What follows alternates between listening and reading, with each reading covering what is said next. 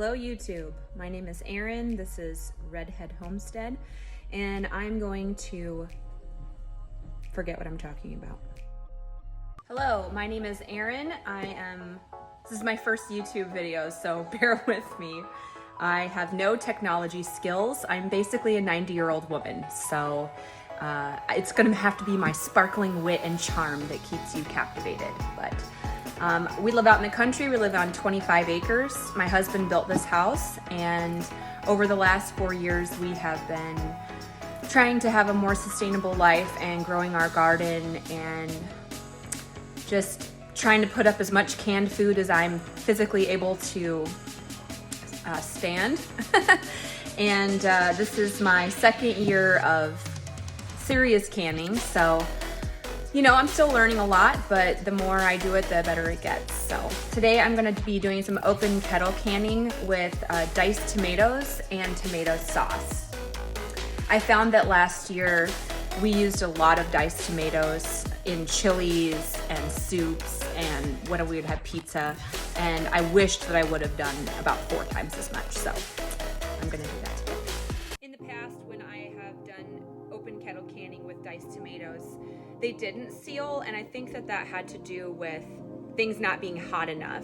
The jars weren't hot enough, the tomatoes were raw packed, and overall the jar just was not able to get enough pressure and heat to seal. So this time I am getting everything as boiling hot as possible so that I can have a successful seal, because I don't want to have to water bath all this at the end of the day.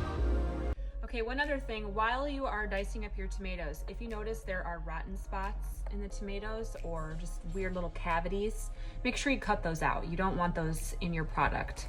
Anything that is kind of spoiled or icky looking could compromise your jar, and you don't want that, so make sure you cut it out.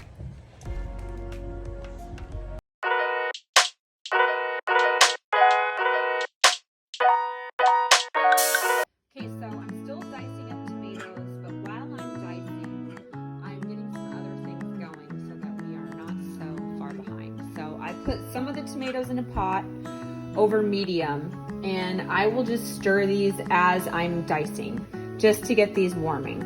I also put some hot water in here just in case I need it. I may not, because this is probably gonna break down a little bit, but just in case I wanna have it on hand. And then in my canner, I put some clean, washed pint jars. I think open kettle canning, you should use pint, because everything has to be really, really hot. And then on the back burner here, I just have my little saucepan with some small lids. All right, so I just want to show you what we've got going on here. We have a tray set up with vinegar, a fresh, clean cloth, my grabbers, my debubbler, lids, a funnel, and a pitcher so I can get the tomatoes out. Citric acid, you need to have citric acid if you're going to store tomatoes, or lemon juice. And then my tomatoes are definitely broke down and ready. I will not be needing any water. So, and then my jars are hot. My lids are not as hot, but they are hot also. We'll put that on a minute. Okay, so I'm gonna prop you up here and then we're gonna do it. Okay, so I've already done a couple of jars, had some interruptions from the dog and the child. So we're gonna try this again. I like to do 2 jars at a time because I want everything to be really hot. Normally I would get all my jars out, or most of them, and do them in a large kind of foul swoop. But I want these to be extremely hot. So first thing is put your citric acid in. You're gonna need a 1/4 teaspoon for a pint-sized jar.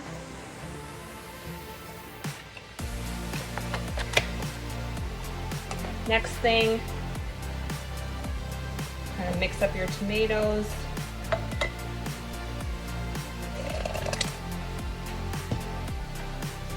You probably want to leave a 1/2 inch to a 1/4 inch of head space. I never measure. An inch is starting at this band, so I just eyeball it.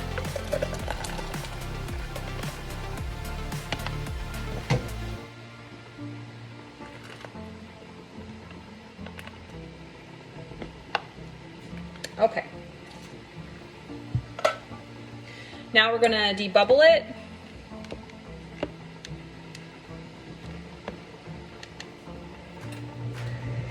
And then we're going to wipe the top with our vinegar. And I already can tell that these are gonna seal because these, as long as the lids are good, these jars are piping hot. The liquid is hot, the jar is hot. That's all really good. You want that. You want really, really hot. Once you're certain that the edge is really clean, we're gonna take our debubbler, which has a magnet on the back, and we're gonna grab a couple lids.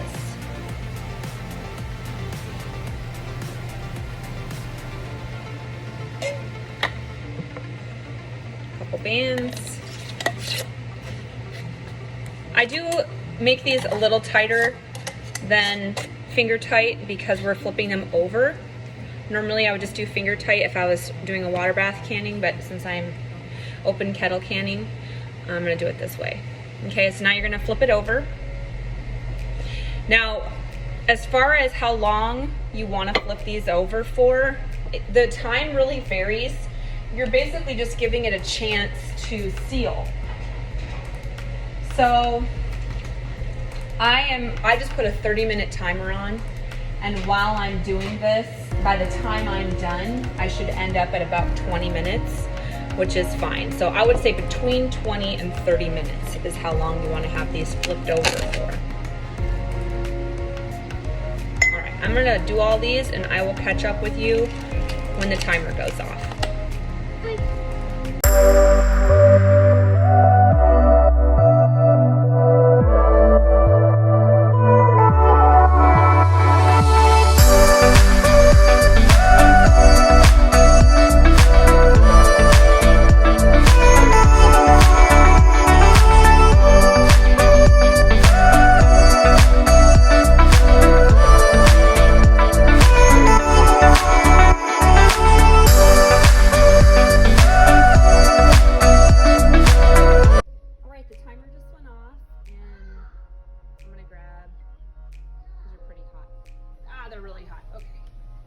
I'm gonna grab a wash rag and we're just going to flip these over gently. Oh, they're already sealing. Mom, where are we going? All right, I just flipped my jars over. I moved them to a spot on the counter where there aren't going to be children touching them or husbands bumping into them.